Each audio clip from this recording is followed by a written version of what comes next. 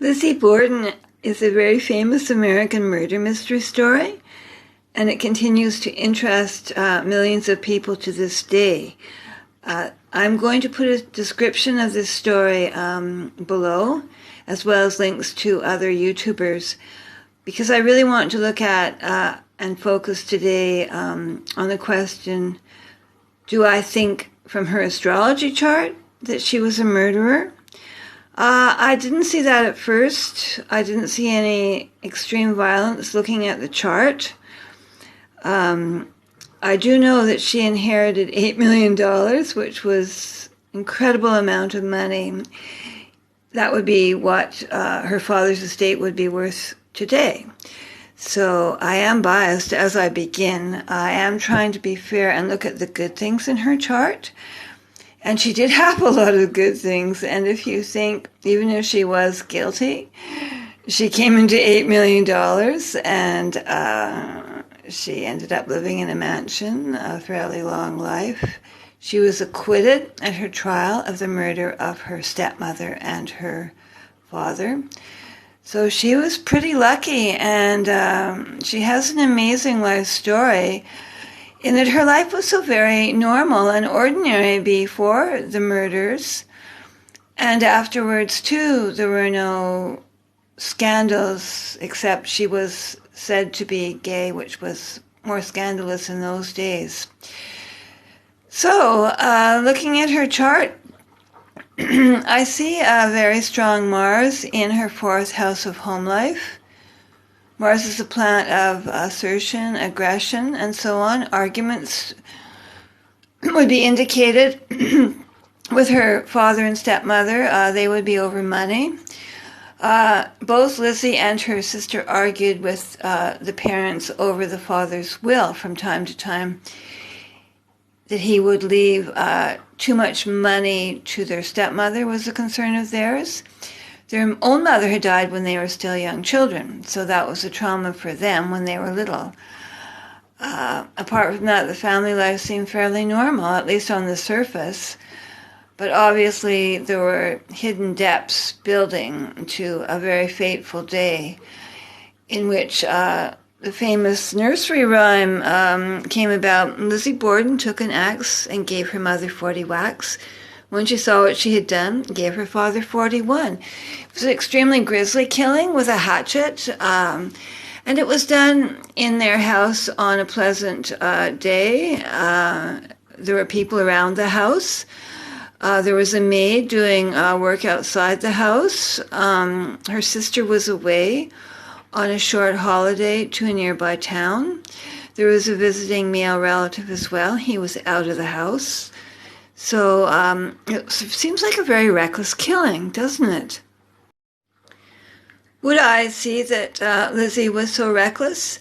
She had a wonderful lineup of planets for her father and mother. Ironically, I am trying to read from the chart. Her sun was conjoined Venus, almost exact.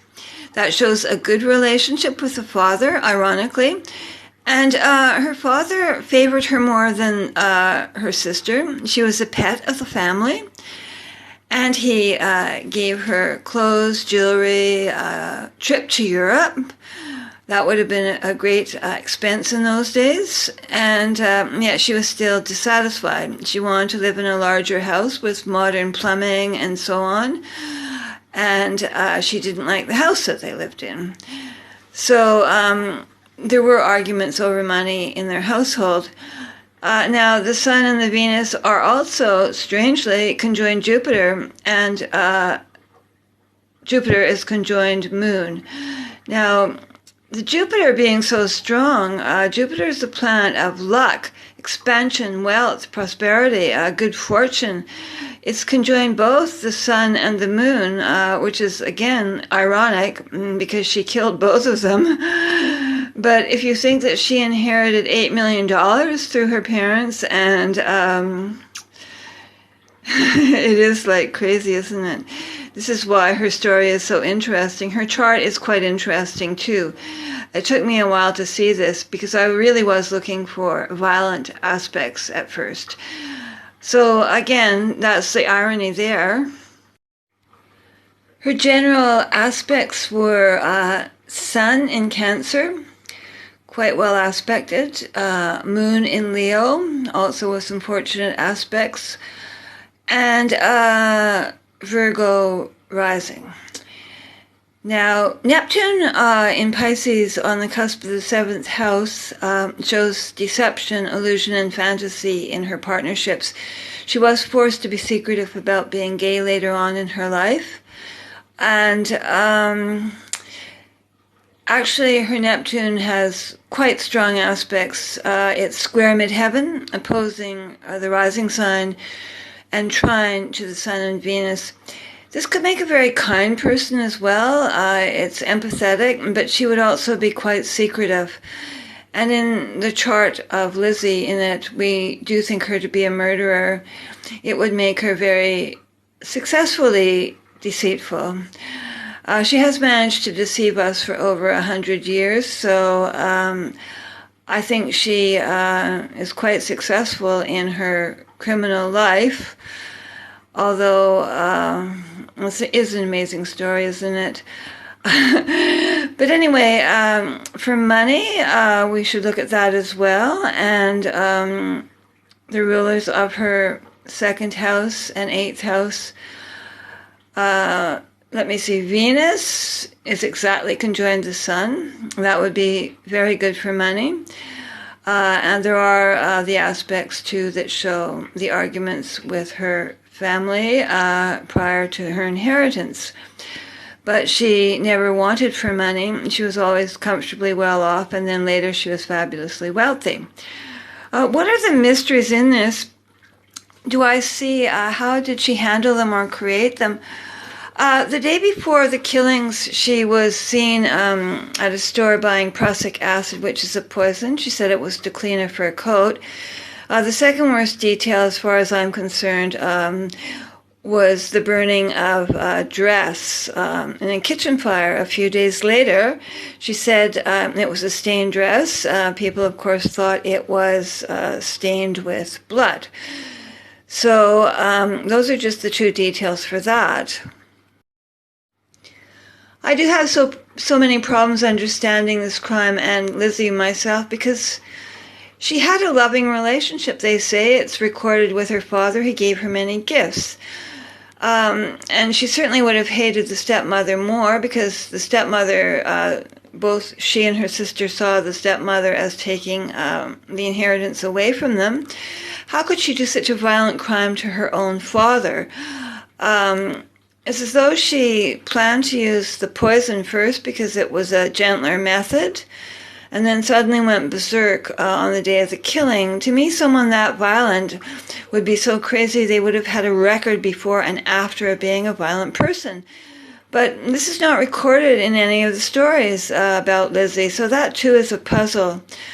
Of course, remember, she was deceitful, but still, was she a psychopath or a sociopath? I wonder if she had been sexually abused as a child. I'm not saying that too strongly, but we have the loving, close relationship with the father. He had been a mortician when she was a child. Perhaps she would have seen dead bodies. She certainly wasn't very squeamish about living with the fruits of her crime. Many people you'd think would be haunted by such a crime. She seemed to have not cracked up, not gone berserk after. So we have to see this really as a cold-blooded killing, even though it appears to be a passion killing. It was a mercenary killing. She did this to obtain a very huge amount of money and give her the life that she wanted. Had she been cut out of that will and the stepmother turned on her, she would have had to live just like a household servant. Now, she did have the strong planets in Leo, so with the 4 placements in Leo, not that Leos are necessarily at all like Lizzie, but that would give her a taste for luxury, the good life, wanting to have beautiful clothes, beautiful furniture, have a life of leisure and luxury. And she did want that, and she argued with that repeatedly with her father and stepmother. Now, she was very lucky on the day of the crime because the other thing that's a puzzle is, to me and to others, is the time gap between the time she killed her father and her mother. First, she killed the mother very violently. We could understand that because she hated the stepmother more. That could have been a passion killing. There were so many people coming and going from that household. The fact that she got away, it seems foolishly. Why did she wait so long to kill her father? The father was out for a walk. I do think that the Neptune at the 7th house means she might very well have had a partner. The partner might have simply been paid off to remain quiet, and that would have been the household servant. Because otherwise, this crime seems so crazy beyond belief, really dangerously reckless, and yet cold-bloodedly planned for the huge sum of money. So I'm also interested as well in her mind, her intelligence. How did she think? Her Mercury is conjoined to Saturn in Leo. This would make her a little bit less cheerful than what you would expect from someone with such strong Leo.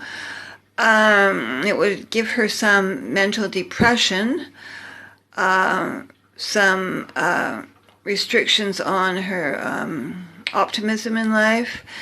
She would, and you see even from her childhood with all that wealth in a fairly seemingly pleasant household, there were always arguments over money. So money was on her mind a lot. She was also inclined to depression, I would think, from this aspect. This sort of Mercury, this very serious mind, would also give her self-control over her speech. She would be very careful what she was saying when she was arrested. She would be able to control herself quite well. Another aspect that's of interest is a finger of fate to the Mars in the 4th house. I hadn't given fingers of fate that much weight until I started studying this chart and was influenced by another astrologer's writings, a man called Halloran, who has a great software company that I've used. I think the finger of fate here to the 4th house is very indicative of destiny pattern. Now, another type of aspect I was looking at is her mass appeal. She was not really liked too much in the town after this killing, but around the time of the trial, millions of American newspaper readers and readers around the world couldn't believe that a woman could do such a horrible crime. So her moon for women is well aspected with the conjunction to Jupiter and the trine to Neptune. And Jupiter is also squaring Pluto. Pluto rules masses. That would be fortunate in her case.